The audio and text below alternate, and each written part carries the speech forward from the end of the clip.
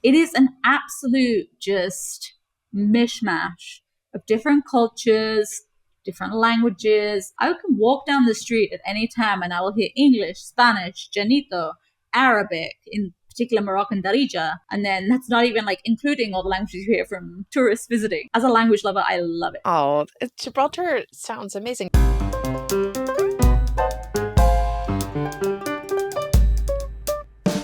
Welcome to Modo di Bere, the podcast about local drinks and local sayings. I'm your host, Rose Thomas Bannister.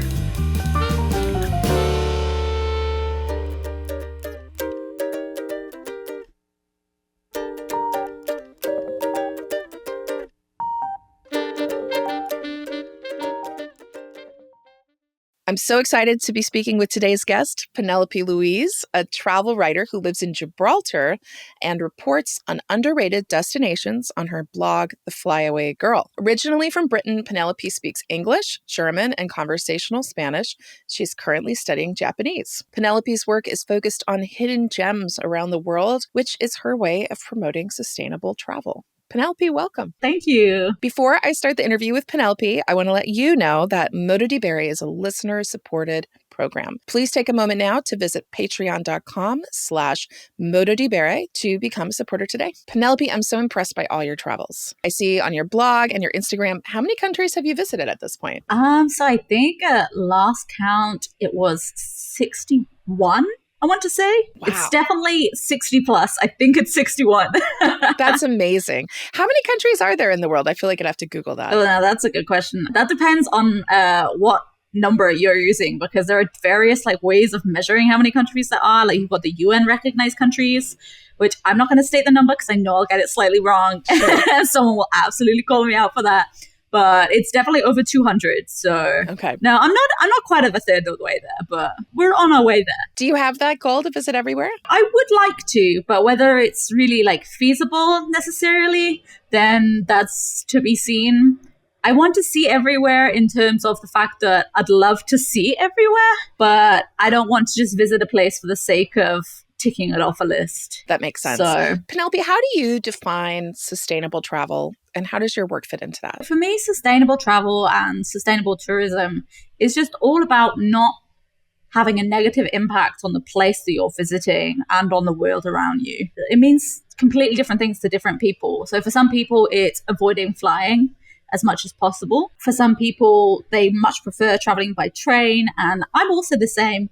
Like when I travel around Spain, I much prefer to take the train rather than flying. But sometimes the convenience overrides the environmental friendliness. The cost is a barrier for a lot of people. I often had this issue when I lived in the UK, where it would be so expensive to take a train, let's say from where I used to live, which was near Southampton.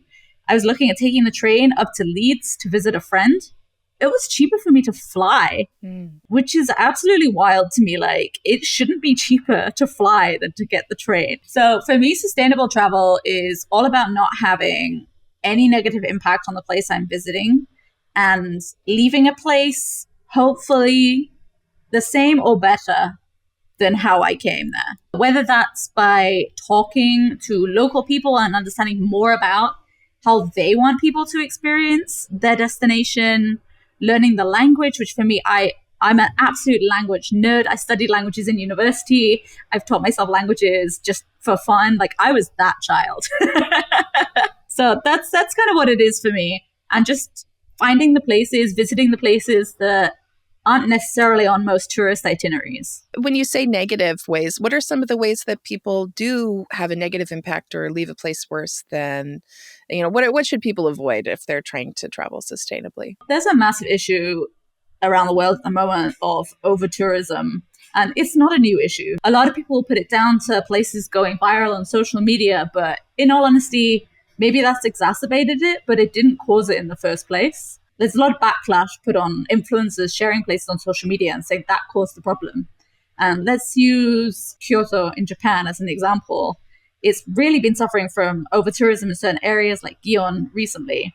And they put bans on tourists being able to go into certain areas. And a lot of people blame it on, let's say, Instagram influencers, people posting on social media about it. But the thing is, this was a place that was mentioned and is still mentioned in every single guidebook you read about Japan and about Kyoto. So it frustrates me a little that people kind of think it's a bit of a new issue where it's really not. For me, over-tourism has so much of a negative impact on places. It prices out locals. We've seen that recently with the protests in Barcelona. And now I don't agree with how they were protesting.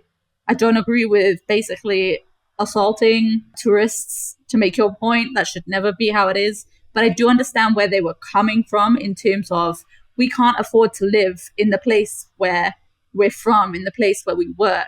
When I moved to Berlin, I did a year abroad as part of my degree. It was so hard to find somewhere to live because everywhere people wanted to rent it out for Airbnb to tourists because it made so much more money than someone having that accommodation for 12 months. That's an issue in New York City as well. In our case, the city has recently regulated Airbnb a little bit more. So there's certainly some systemic issues that can be addressed, not just by one person. Hot take on hating on influencers, by the way. Let me know what you think of this.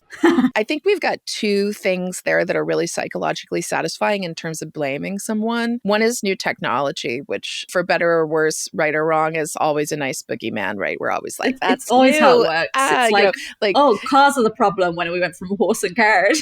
Not to say that there aren't positive and negative changes with anything. This idea of what an influencer is and this kind of knee-jerk negative reaction, I feel like everybody all over the world is always taking pictures with their phones. Everybody. If you go to any sort of concert or anything, everyone is watching it through the small screen. Everybody. But as far as the people who actually go ahead and do well on social media, especially in the travel space, I feel like a lot of them are women. So there's this sort of image of like a woman having a good time that is sort of weirdly radical also in terms of what it's like to be a woman on the internet. Do you feel like I'm on to anything there? I think a little bit. I think in a way, a little bit of it is jealousy. I don't necessarily think that's the only reason, but for some people, I definitely think that is their issue with it. They're not doing it, so they're going to vilify the people who do. I'm not going to deny there are some influencers who do cause problems, who are disruptive. You've seen YouTube videos of people being so disrespectful to sacred site. It's not a case of, oh, there's no bad influencer. There are bad eggs.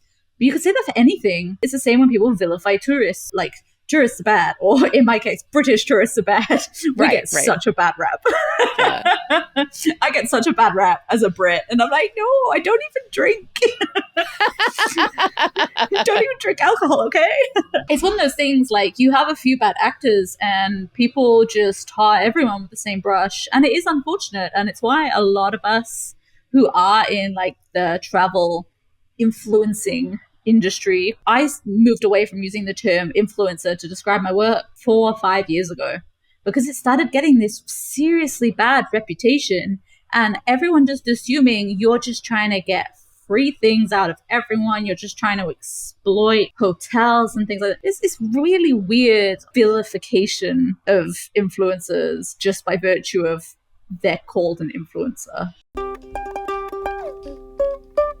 Can you first tell us how you ended up living in Gibraltar in the first place? So that is indeed quite the tale. So I didn't know that much about Gibraltar. Like, turn the clock back, let's call it 5 and a bit years. I didn't really know anything about Gibraltar. I mean, I knew of its existence, but that was about it. I'd never really thought of visiting. I don't know why, actually, because knowing more about it, I'm like, oh no, this is a place that really should have interested me. But I guess if you don't know anything about somewhere, then you don't know. I was traveling in Bosnia, of all places. I was in Mostar. And I was traveling back through Mostar on my way to go to Split, where I was flying home from. So I'd already been through Mostar. I wasn't there to really see anything. I was mainly just there to break up the journey from Sarajevo. I didn't want to go find somewhere different to eat. I'm lactose intolerant, and I knew a place where they could cater for me. And I was like, oh, I don't have to think. I'm just going to go to this restaurant. And so I go to this restaurant, and there is this group of 3 guys chatting to this, I think they were a Canadian couple. And they were just chatting. I'm by myself eating. You know when you're overhearing someone's conversation? I don't really know what they're talking about. I think they were talking about doing like road trips around the world or driving in different places. And then it comes up that they couldn't remember the German word for motorway. Me being the little nerd I am, and also a German speaker, I just like piped up. I was like, it's Autobahn. just to let you know. And the group of the three guys, they all sounded British. They invited me to join their table. We got chatting. I got on quite well with one of the guys. He seemed a little bit shy. But we got on really well. We ended up going to a bar nearby. I drank alcohol at that time, so there was a lot of rakia involved. I stayed in touch with one of the guys who was in the group. The shy one? Yeah, the shy one. We stayed in touch. We talked so much. I went on a trip to Georgia and Armenia. Basically talked the entire time. So I had this press trip to Agadir in Morocco coming up. I have like a few friends who might normally be my plus one, or my mom and my dad. No one was available. And I was just like, oh my God, is this insane task? Like, I've only met this person once, but I was like, crazy question. Do you want to be my plus one? And he said yes. So technically, our first date was a 5-day trip to Morocco. I have to say, sometimes when you go on a trip with somebody, sometimes that works out and sometimes it doesn't. So how did it work out for you? Well, we're now engaged. That's great. So pretty well. He's from Gibraltar, right? He is from Gibraltar, yeah. So how did you end up moving to Gibraltar? That is another funny story. Where I never actually planned on moving to Gibraltar. I was like coming back and forth from between where I lived in the UK and Gibraltar because I worked for myself doing my travel content creation full time at that time. So I would come visit for a few weeks, then go back home or go on trips, different places. And then I came to stay for a month in February 2020. Then lockdown happened. So all of a sudden I had to make this decision. Did I want to go back home and stay with my parents and then not know when I'd be able to come back to Gibraltar, or stay? My parents had no issue with me staying. I mean, like, we kind of all assumed it wouldn't be that long. And yeah, I'm still here. So it felt right and it worked out. And my parents have actually since moved to Spain and sold their house in the UK. So oh, that's great. So they're a little bit closer. That's amazing. Tell us about Gibraltar. Give us the Gibraltar guide for the person who's almost never heard of the place. Give us some misconceptions and then set us straight. Gibraltar is a British overseas territory. So you may have heard of Falkland Islands. We are a British overseas territory and we are located on the very south of Spain. We're only 6.8 kilometers squared. So really small territory. And yet we are a territory. We don't call ourselves a country. We're also not a county. So we actually don't have our own MP in the UK. We have our own parliament. One misconception is people refer to us as a colony. We are not a colony. People here get very upset if you call them a colony. Gibraltar has its own parliament. We have our own elections. I've lived here long enough now that I vote in elections here. And obviously I can't vote in the normal UK ones anymore. That's not our government. We have our own health system, our own health service, like our own police. The only thing we do rely on the UK for is defense. So certain parts of the military, in particular, like the Navy, we do rely on the UK for that. But Gibraltar does have its own military. There's an army, but generally Navy-wise, it tends to rely on the UK. Okay. And where is Gibraltar? If you think of a map of Spain, you've got Portugal on your left-hand side. And then if you go down, you end up going across the Strait of Gibraltar, very well named, across to Morocco. So that bit just above Morocco and south of the Spanish autonomous community of Andalusia, you'll find Gibraltar right there. We border the Spanish region of Andalusia. The town, the other side of the border, is called La Línea de la Concepción, or essentially like the line of conception. Literally, the town, the other side of the border, is just called the line. What's it like crossing the border? This has changed massively over the past, I'd say, like 4 years, thanks to Brexit. It used to be so easy. You would just wave your ID. You could travel on just your like Gibraltar ID, Spanish ID, any just ID. You didn't need your passport. Probably should have done, but you didn't need to. But now I get stamped every time I cross the border. I have to prove that I have accommodation when I go into Spain. They're really strict at the border now. My friend flew to Malaga, didn't have to show any proof of accommodation or return flight. Whereas me crossing the border to go visit my parents, I have to show that I have a proof of accommodation, and that has to be a hotel. I can't just be like, I'm staying with my parents. Brexit has really complicated things, and it's basically made it a bit of a political minefield at the border. You're basically living in kind of a small town. Like, I feel like a lot of people in a border area would cross the border, go shopping, come back. Is this filling up the pages in your passport really fast? Well, it was until we had to start providing like proof of accommodation. I finished my last passport. I finished in less than 2 years. It filled up in less than 2 years. Now, obviously, I have to provide like proof that I'm staying somewhere, and that has to be like an actual hotel booking. So I go a lot less often, which is a shame. I tend to visit my parents like on the way back from something. Like say I've gone to stay up in Malaga for something, or I've gone on a trip and I'm going back from the airport. Like I'll visit them then. That sounds like a drag for you. I'm sorry. It's a pain. It is a pain. At the moment, my fiance is fine. So he has a red ID card, which is basically he's a permanent resident here, whereas I'm not. I have like it's called a civilian registration card because I'm a non-permanent resident. I have to obviously renew my residency every so often. Essentially, it's like whether you have citizenship versus a green card. I want to hear a little more about the history of Gibraltar and what it's like for a person to visit, but let's start with language. So talk to me about language in Gibraltar. This is always something that really confuses people when they come here, because while, yes, we do all speak English here, that's not really what you're going to hear a lot of the time. You'll hear a lot of Spanish, mainly because we have a lot of cross-frontier workers. Cross-frontier workers, and this is also another reason why Brexit is very complicated here right now. Can't remember the number off the top of my head, but it's thousands. We have thousands of people who cross the border every single day to come into Gibraltar to work. And that's whether people simply live in Spain and work in Gibraltar, or they are Spanish as well. A lot of people from La Linea work in Gibraltar because there's more jobs here, and they do tend to pay better because our cost of living is higher, so obviously our salaries are therefore higher. So if you live in Spain, especially some of the areas just across the border, rent is so much lower, but if you're earning a Gibraltar salary, then you can do pretty well. So you'll hear a lot of Spanish from cross-frontier workers. A lot of people here also do speak some Spanish. A lot of people here have Spanish relatives or, say, a Spanish grandmother. But then you'll also hear what sounds like Spanish at first, but it's not. Because then you'll hear English words. And then you hear words that aren't English or Spanish. And that is Llanito, which is also pronounced Llanito, Llanito, whichever way you want to pronounce it. People pronounce it differently. When people do speak Spanish here as well, it is with a very Andalusian accent.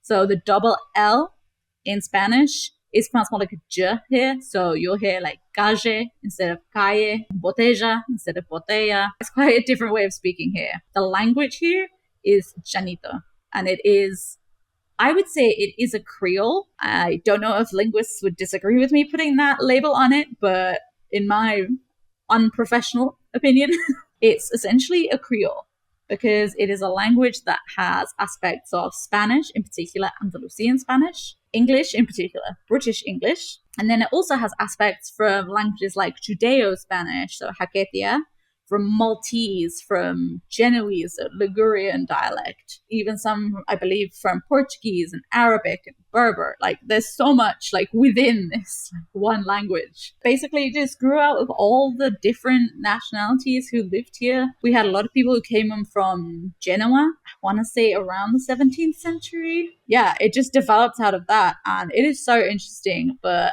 unfortunately, the worst thing is that it is dying because a lot of younger people don't necessarily use it so much. You tend to mainly hear the older generation speaking it. That to me it's sad, and I want to see more to protect it here. Well, let's talk about it today. I think you have some sayings that you wanted to share with us, which you know is our specialty here at Modo di Bere. Oh, look, you've got a dictionary. That is so cute. So they recently released this book, and it is like the Llanito dictionary. I was going through this with my fiance, and I was like, which ones have you heard? So both his parents are British, so he didn't grow up speaking Llanito at home, which some people do.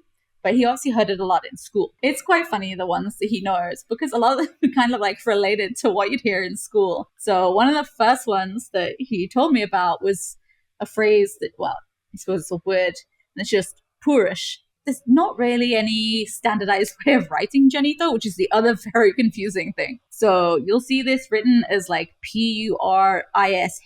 Some places will put it P-U-R-I-X-X. Almost in like a Galician way of pronouncing the X as like a sh. Poorish is like you've ever played tag, right, in school, and anybody be like, oh no, like I'm safe, you can't get me. That here you say purish.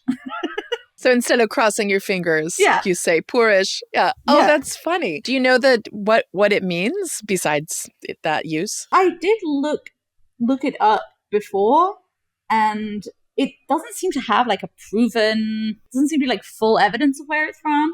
Some places say it could derive from the English word like poorish. That doesn't make too much logical sense to me. But I did see some other places that said it came from Haketia, a Judeo-Spanish language. I don't know if I'll ever know, but it is a common playground word.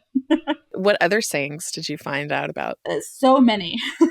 One of my favorite ones is where cake and pancakes. In Spanish, cake is torta, crepa, pancake in Spanish. I can't think of it all of a sudden. Here, cake, you say keki, and pancake, pancakey. Oh, that's adorable. Which is quite cute, I'm not gonna lie. Everywhere here has like local names, so that is that is something I always have to remember when I'm writing my blog posts as well. Everyone here refers to one square as piazza. It is not called piazza officially.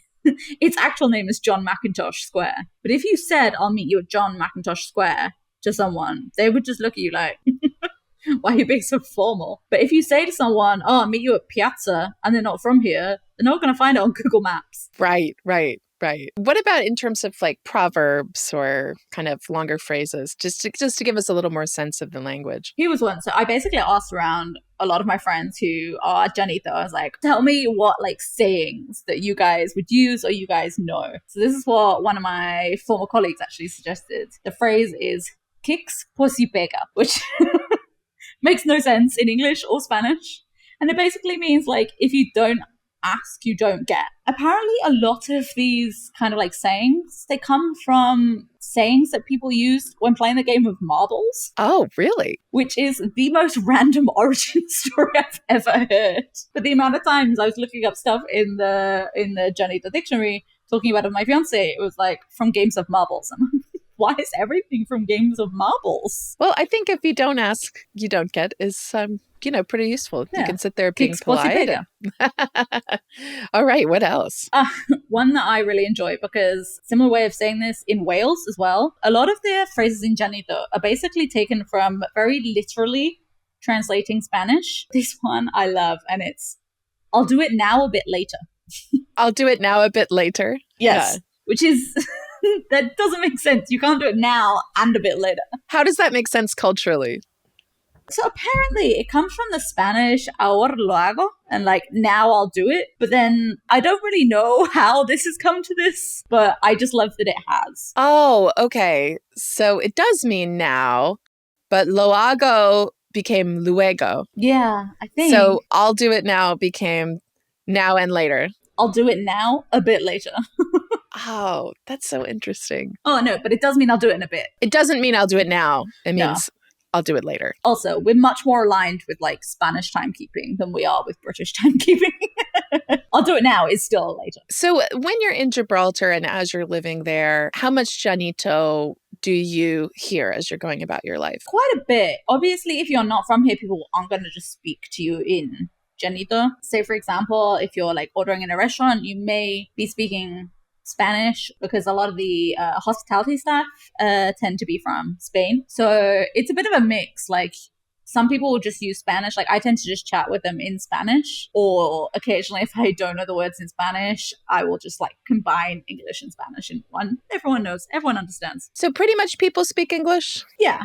Yeah. Generally people with like Gibraltarian families, they will talk to each other in Llanito. Cool. I'm so happy you came on the show to teach me and our listeners more about this, because it's really interesting. And this is just the kind of local language that I like to give some press. So, hey, everybody, now you know about Llanito, which is it spelled with 2 L's? Yeah. Yeah. So Llanito. Mm-hmm. Okay. Amazing. So this beautiful multicultural mishmash language from the territory of Gibraltar. If we're going to visit Gibraltar, what would you suggest for our day? What should we see? And what is the history of some of those places that we would visit? A little bit on the history, just a little in a nutshell about Gibraltar. So Gibraltar was essentially like discovered, I suppose you could say, by the Moors in 711, which I always remember because it's like the store.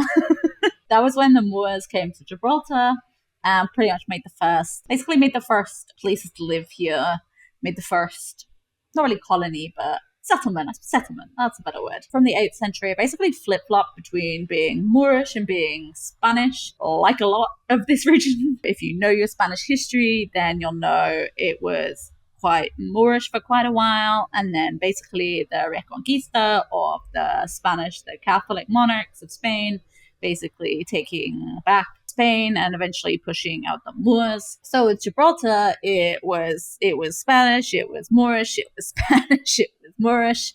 You get the idea. Gibraltar went back to being Spanish in 1501. Later on in the 18th century, quite a big moment in Spanish history, you had the War of Spanish Succession. It was during this that an Anglo-Dutch fleet basically captured Gibraltar. Gibraltar was an important place on the Mediterranean.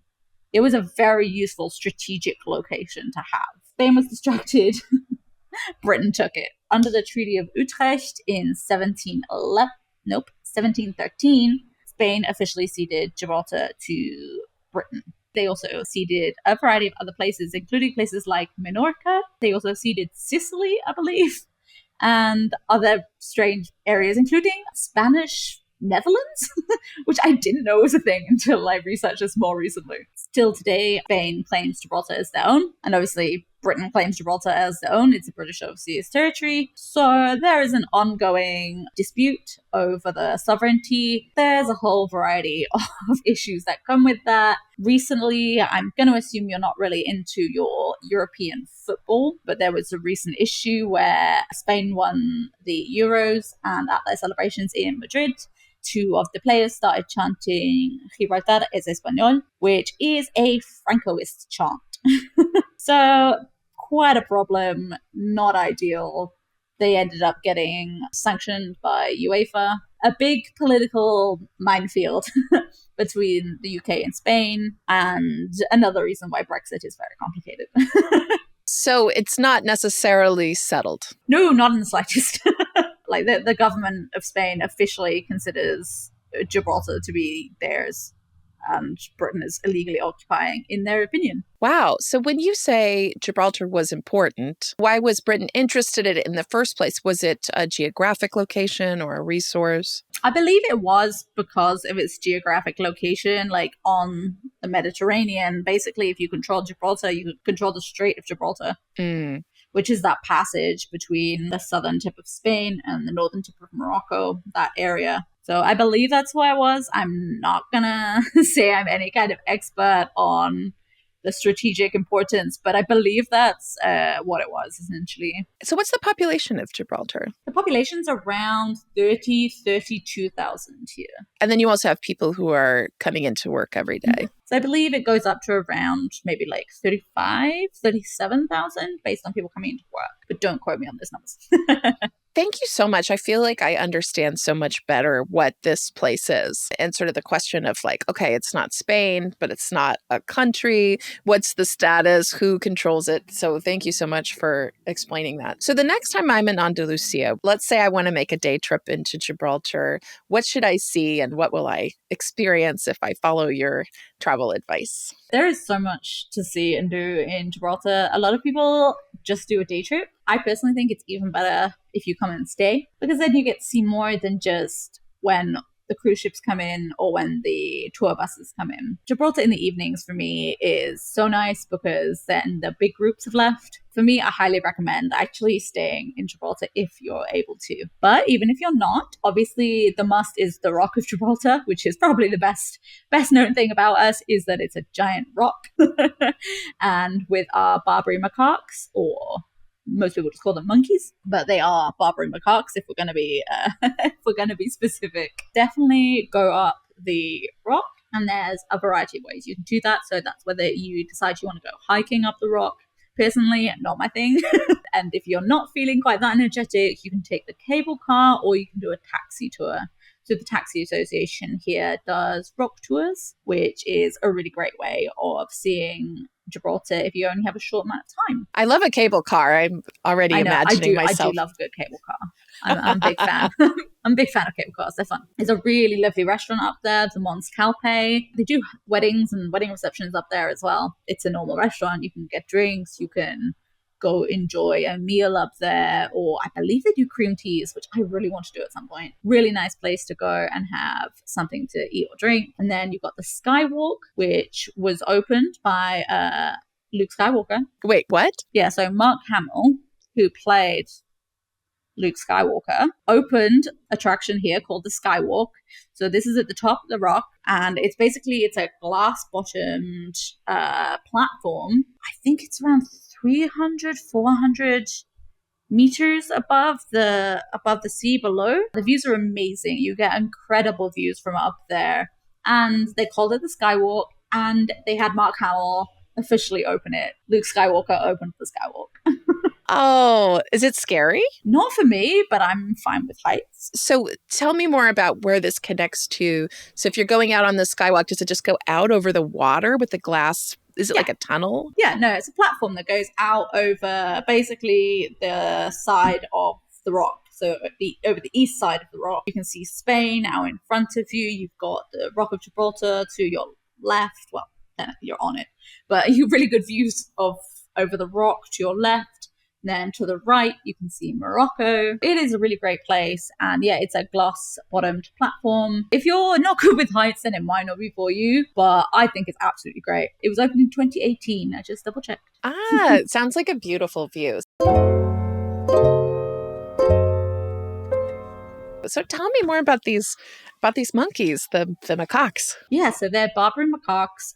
Basically, they're the only wild monkeys of Europe. They have a bit of a bad rep. It's not that they get violent. It's just if you're not careful, they might try and steal your stuff. So if you have a bag that sounds like it has food in or does have food in, you might be in trouble.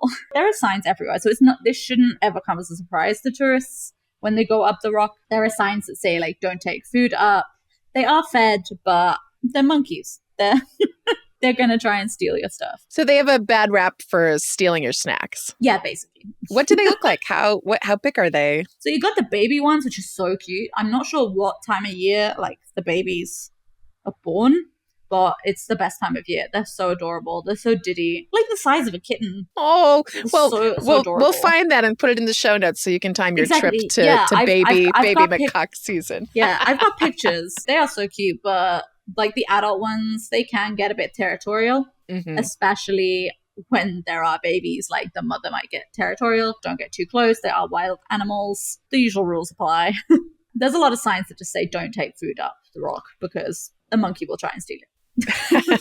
So besides the rock, what else should people see? Because that's the one that everybody knows about. But what are some of the other places? So there's also other places up the rock, such as St. Michael's Cave, which is probably one of the most impressive places. Imagine a cave just full of stalactites and stalagmites, and then they put a light show in it. It's incredible. They started this a few years ago. I got to go see it when I had a friend visiting, and I took them there, and I didn't actually realize they'd added this light show, and I believe it's called The Ascending. It is so impressive. It's a light and sound installation. So they have these lights going different colors, showing a story, like the story of Gibraltar. It's hard to explain. So basically all I'm going to say is you should come here and see it. And they also host music events in St. Michael's Cave. So next April 2025, Russell Howard is doing a comedy show in the cave, which is so cool. Like, where else do you go where they hold comedy shows in a giant cave? That sounds like an amazing venue. The acoustics are great. Yeah. Then we also have the Great Siege tunnels. So these were tunnels that were dug out of the rock, full of cannons, basically to defend Gibraltar against the Spanish, who tried to take it back on a regular basis. It's crazy to see like how they excavated these tunnels without modern technology that we would kind of expect to be used. It's highly impressive. They just did this basically with, I think, just dynamite pickaxes. Wow. That's just wild as a concept to me. I am no civil engineer, but it is impressive. There are tunnels just throughout the rock. There's so many natural caves and then like man-made tunnels. So I like to describe the rock as Swiss cheese. There's also Windsor Suspension Bridge, which is probably my favorite place up the rock. Again, don't go if you're not good with heights. It is suspended over a very large gorge, very large drop. But in my opinion, it's absolutely spectacular. I can actually see it from the top of the road where I live. The views are incredible. Can you help me just visualize how much of Gibraltar, of this 6.8 kilometers square, is this big rock? Gibraltar's divided kind of into different areas. So you've got Europa Point, which I'll talk more about in a bit. And then you've got South District, which is the kind of towards Europa Point on the southwestern side of Gibraltar. So we're a peninsula. So imagine us as a bit like a bit of a long triangle pointing downwards, pointing towards Morocco. That southwesterly area is called South District. The very southern area is Europa Point. Then you've got the east side, which is shockingly on the east. We're really good at these descriptive names. And then you've got west side, which is on the west. And then North District. That's pretty much how Gibraltar is divided. And you can imagine all of this is basically like a ring around the rock itself. Okay, that's really helpful. Okay. So what about besides the rock? I'm sure everybody goes straight there, goes up, sees the monkeys, has a monkey steal their snack, takes a picture. What else can you tell us as a resident and travel writer that people should see? Back to Europa Point, which is the southernmost point of Gibraltar, and it has amazing views of Morocco if you're lucky with the weather. If you're unlucky with the weather, you see nothing. When my parents came to visit me for the first time, I just had to gesticulate and go, Morocco is usually over there. Just believe me, Morocco's over there. Because you couldn't see it at all. But generally speaking, if it's a relatively nice sunny day, which we do get a lot of here, you can see Morocco so clearly. Gibraltar is known as one of the Pillars of Hercules. So if you know your mythology at all, enlighten us. Okay, Labors of Hercules is one of the myths. Basically, Hercules was given these tasks, these labors to complete, and one of them was to cross the Atlas Mountains. Hercules had incredible strength, so instead of climbing over the mountains, I forget why he actually had to climb over the mountains. I believe it was something to do about moving sheep or goats somewhere. Either way, he was having to get from one side of the mountains to the other side of the mountain. So instead of climbing over the mountains, he pushed them apart, which, yeah, that is obviously the easier way rather than hiking. Clearly, that is the way. If you're Hercules. And so he pushed them apart. And so one side became the Rock of Gibraltar. And the other side, if you are Morocco, it is Jebel Musa, the Mount Musa. And if you are Spanish, it is a mountain that's in Ceuta, which is a Spanish territory in the north of Morocco. Now, if you're hearing there's a slight sound in Gibraltar that's similar to Jebel Musa, that's because there is. Because when the Moors founded Gibraltar, the Moorish commander who was first to arrive here was named Tariq. So it was named Jebel Tariq, or Tariq's mountain. And Jebel Tariq got moved into Spanish. The Spanish took the Moorish name and then kind of Spanishified it. So Jebel Tariq became Jebel Tar, which then eventually became Gibraltar. Oh, I love an origin story of a name like that. So Hercules pushing the mountains apart, that's an origin myth for the Strait of Gibraltar? It is. Water flowed in to connect the Mediterranean and the Atlantic, and that created the Strait of Gibraltar. According to the myth, that is why the monkeys are on this side as well. Ah, because they were just all over there when they were just Hercules... chilling, and then someone split them apart. So what else should we see in Gibraltar besides the Rock and Europa Point? Aside from that, you've got the entirety of the town area. So Main Street is like the main road that stretches all the way from Casemate Square, which is one of our major squares, It's where you'll find, for example, National Day celebrations, Christmas celebrations, all the way down to Trafalgar Cemetery, which is confusingly not a cemetery for everyone from the Battle of Trafalgar. Imagine this one road that stretches pretty much like the entirety of the main residential area. So one interesting thing about Gibraltar is it is a lot larger now than it was a few hundred years ago. And that's because of reclaimed land. Previously, anything outside of the city walls was water. We didn't used to be 6.8 kilometers squared. We used to be a lot smaller. So whenever you're in an area that is outside of the city walls, you have to remember that that was once water. So they built it like Venice. Mm-hmm. Yeah. Wow. Using what? That is a good question. Okay. That's okay. That's okay. We don't have to answer that is everything. A great question. Yeah. That's okay. So you're in Gibraltar. What are you seeing? What are you eating? What are you drinking? What's the vibe? So I think walking down Main Street from Casemates to the Southport Gates and Trafalgar Cemetery is something that everyone should do when they're in Gibraltar. So Casemate Square is really beautiful square. I believe it originated in terms of the name anyway, and the architecture, I believe it was a barracks. Walking from there, you can then walk all the way down Main Street and you'll pass by Piazza, which we mentioned earlier, which is real name John Mackintosh Square. In John Mackintosh Square, you have the City Hall, which is this really beautiful like pink facade. And then you also have our Parliament building. Unfortunately, right now, the Parliament building is under renovation, so not quite as pretty right now. Sorry. The pink facade is the Parliament building. And City Hall is actually currently where they're holding the, do you know what you call them in the US for like registry office weddings? They recently moved them from being at the registry office, which isn't that pretty, to City Hall, which is lovely. Nice. At some point, that is where I will be marrying my fiance.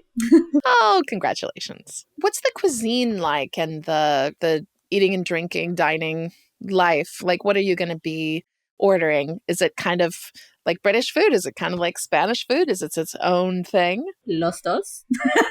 It's essentially a combination of the two. So you can go somewhere and get tapas, and next door you can get fish and chips. Ooh, fun. I love that. Like literally in Casemates, there's a tapas place next to a fish and chip shop. I'm not even like exaggerating. They are right next door. So we have British style pubs like The Clipper, one of my favorite places for dinner. It's a really good value. They do really good food. It's essentially just really great pub food. You've got pies, you've got burgers, you've got all day breakfast. We have a really nice steakhouse if you're wanting something a little more upmarket.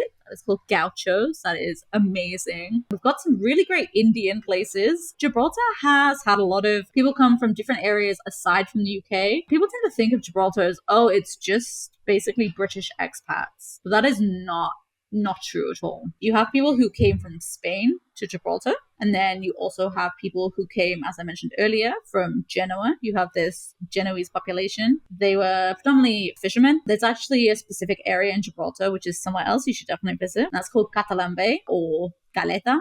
La Caleta. It's sometimes referred to as like Little Genoa. If you know that region of Italy, you will see why. It is these beautiful, colorful houses, think kind of Cinque Terre-esque, gorgeous, so pretty. That'll also bring me onto something food related in a bit as well. Aside from that, we also have people from Morocco. Then we also have people who came over from the Sindh province of, I believe it is now Pakistan. I believe at the time it was India, and then after partition it became Pakistan. I found this really interesting because there are quite a few people who live here who have Indian heritage. We have a Hindu temple. When I first came here, I was like, why do we have a Hindu temple? Like, is there a big population of people like from India? And yeah, it's people who came from the Sindh province of what is now Pakistan, but who are Hindu. And they came to Gibraltar. I'm not entirely sure of the logistics, but they did. You also find really delicious Indian food here. Oh, I really want to visit now. It is an absolute just mishmash of different cultures, different languages. I can walk down the street at any time and I will hear English, Spanish, Llanito, Arabic, in particular Moroccan Darija. And then that's not even like including all the languages you hear from tourists visiting. As a language lover, I love it. Oh, Gibraltar sounds amazing. This seems like there's so much to see. So I'm going to point people to, you have a blog post or two. Mm-hmm. At the Flyaway Girl, which is your beautiful blog with these beautiful pictures that you take. You take these incredible photographs. Had that always been an interest of yours, or was it something that you developed because you had decided to become a travel writer? No, it was definitely the other way around. Like I got into travel blogging from photography. As a kid, I was always wanted to steal my dad's camera. My dad had DSLR. I was always wanting to use it and take photos. So eventually, when I was 15, for my birthday, my parents went 50-50 with me. I paid for half of it. They paid for half of it. So I could have my own DSLR. So I would stop thieving my dad's camera. My dad wanted to use his own camera. I love photography so much. So one thing that's like, I think is probably the reason why I got so into photography is I have something called aphantasia. I don't know if you've ever heard of that, but essentially I can't visualize in my head. So it's why sometimes I struggle a little with describing things or places because I can't visualize like an image of that in my head. When people say like in their mind's eye, I don't have one. I think that is possibly one reason that I got so into photography is because I couldn't see those pictures in my own head. Or to describe to someone else, you could just say, here. Yeah, exactly. Here's the picture. This is what it literally looks like.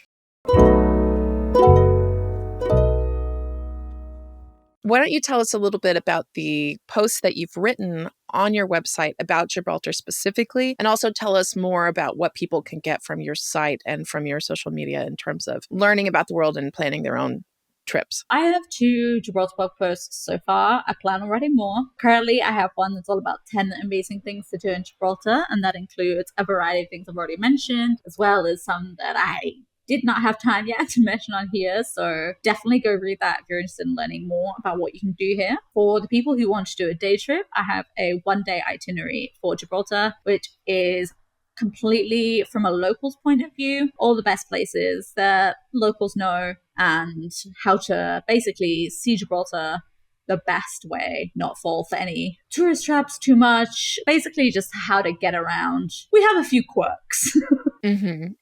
Well, for those who are curious about what those quirks are, I'm going to put the links to those 2 posts in the show description so you can go there and interact with Penelope's site. But tell us the name of your website, tell us the name of your socials, how people can follow you and support your work. So my blog is www.theflyawaygirl.com. I have lots of blog posts there all about hidden gems around the world, as well as itineraries for different destinations such as Genoa, places around Morocco, and I'm currently working on my content from Japan. Lots to read there. You can find me on TikTok and YouTube as the Flyaway Girl. And then on Instagram, which is my main platform, you can find me at the_Flyaway_girl. On Instagram, you'll find loads of reels and photos from predominantly hidden gems and lesser known destinations around the world, my experiences, and so much more. You have some pieces on your blog that feature different contributing travel writers, and I did contribute a little piece in your Hidden Gems of Spain post, which I'll link, talking about my time in Galicia. I'm just starting with my series on Instagram, sharing all the places that I have visited and that I loved there. So that will be live when people hear this, so definitely go check that out.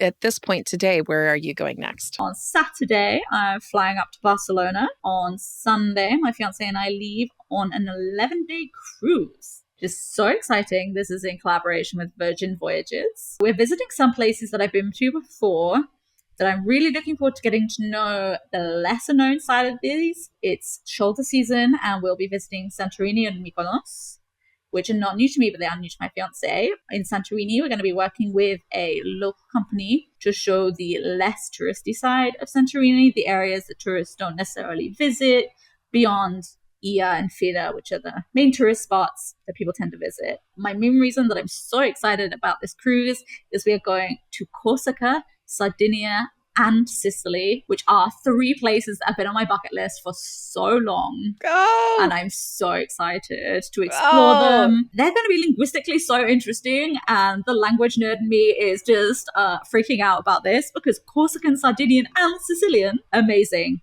And we're going to Malta, so I get to hear Maltese. Oh my God. I think you can see me freaking out over I know. here. I What know. an itinerary. Oh, I can't wait. I'm so excited for you. And I can't wait to visit those places myself. We'll plan a linguist trip Oh, to go that speak sounds to people. great.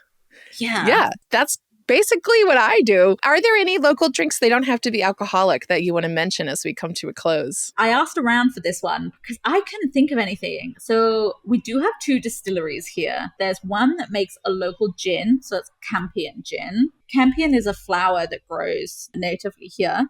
Then we have another distillery where they make a whiskey, a rum, and a gin. It's like a Trafalgar rum, Blackwater Cove whiskey, which my dad is a absolute lover of single malt whiskey, and he rates it very highly. Take that as a strong recommendation if you're into whiskey. So Blackstrap Cove whiskey, which is a place in Gibraltar. There is also a gin, which I can't recall the name of, but it's by the same distillery. On the kind of very classic Gibraltar drink side, we have something called Sun Cola, non-alcoholic. This is like a little soft drink. The actual brand is called Suntop, and they make an orange drink. I think there's a tropical one. There's red berries, and then there's the cola one. But the weird thing about this, it's not from Gibraltar. It's not Spanish. It's not British. Would you like to take a wild guess of what country this originates from? The Philippines. Denmark. Denmark. Why? I don't know. No one seems to know why this is really popular here. But it is. And you can go to one of the beach bars and you can get frozen Suntop where they have frozen them. They'll cut off the top and then you can eat it with a spoon. Imagine just going and being I'd like a frozen, I don't know, Capri Sun. Wait, is it in a it's in can a little, or a bag? Carton. Oh, they come in a carton. But is it carbonated? No, it's soft. Oh, okay. It's not fizzy. Is it a cola? Yeah, it's cola flavor, but it's not carbonated. Ah, it's served in a carton, like a juice box. Yeah, it's a juice box. It is literally a juice box. So Sun Cola is a flat cola flavored juice box that you can get frozen. From Denmark. Yes. From Denmark. So random. What a beautiful world. I don't understand, but I love it. Penelope, this has been so wonderful and so thorough. I thank you so much for coming to the show and telling us all about this really interesting place. I can't wait to visit, hear some more Llanito, learn a little bit more on my own. But until then, I'll enjoy just continuing to see your beautiful photographs and your beautiful blog posts. Thank you for doing this really fun work. Thank you for inviting me. It was so fun speaking with you. Thank you so much. Is there anything else you want people to know about Gibraltar? Just come visit. Just come check us out. Experience Gibraltar for yourself. Come stay for a night, 2 nights. Just come enjoy our little slice of Britain in the sun. Oh, that sounds marvelous. I can't wait to come myself. Thank you, Penelope. To all of our listeners, thank you. Wherever you go and whatever you like to drink, always remember to enjoy your life and to never stop learning. Support us on Patreon. Grab the newsletter at mododibere.com and subscribe to the YouTube channel at Modo di Bere to watch the travel show, Modo di Bere TV. Music for the show was composed by Ercilia Prosperi for the band Oh. Purchase their music at the link in the notes.